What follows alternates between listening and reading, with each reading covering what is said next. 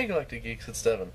This is the Killing Joke review. So yeah, I'll just get right into it again. Uh, it's pretty good. There's really two parts to this movie.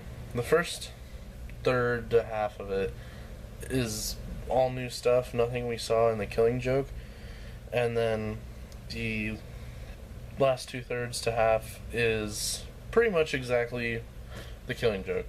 Most of the scenes are word for word. Looks pretty similar to the pages in the comic. Same basic story. Still in an what's the word I'm looking for? An uncertain ending kind of thing.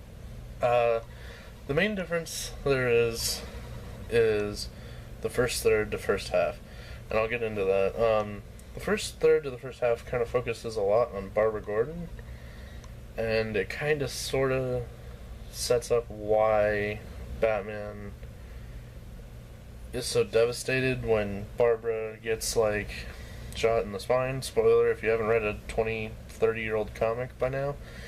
But it does it in a weird way, and I'm gonna go ahead and spoil it, so if you don't want to hear it, don't hear it. But it's not bad, it's just they do this whole thing where Batman doesn't let Batgirl go on some missions because some stuff's happening, and this bad guy's getting a little infatuated with her, and he doesn't like that.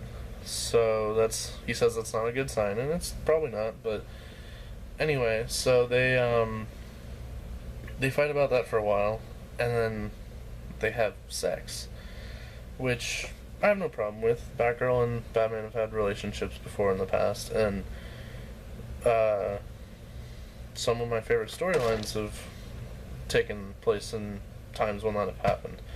But the thing that's weird about it is it's kind of like it's unnecessary in a way. It's not the sex scene, but the whole setting up why Batman is so devastated when Joker paralyzes her.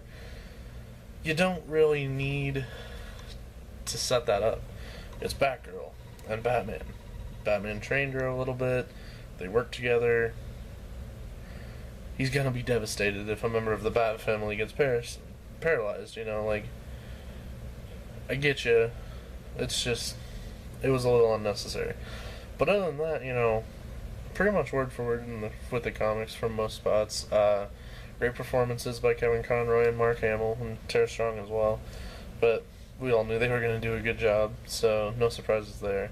The music is really intense, and the showing we went to actually had a documentary about how they did the music after, and that was pretty interesting. Other than that, that's pretty much all I have to say. It's pretty much a straight up copy of The Killing Joke, which isn't a bad thing. It's a good book, and that's what I was hoping it would be. But they had that whole Batgirl stuff, and I don't want to say you feel the length of the Batgirl stuff, but when it's over, you're definitely like, wow, how much movie is left for them to do the actual Killing Joke kind of thing. But still, having said that, it's not bad. It's a nice addition, just you kind of came out of nowhere. With that, I'm going to end the review. Easily pretty good. I would say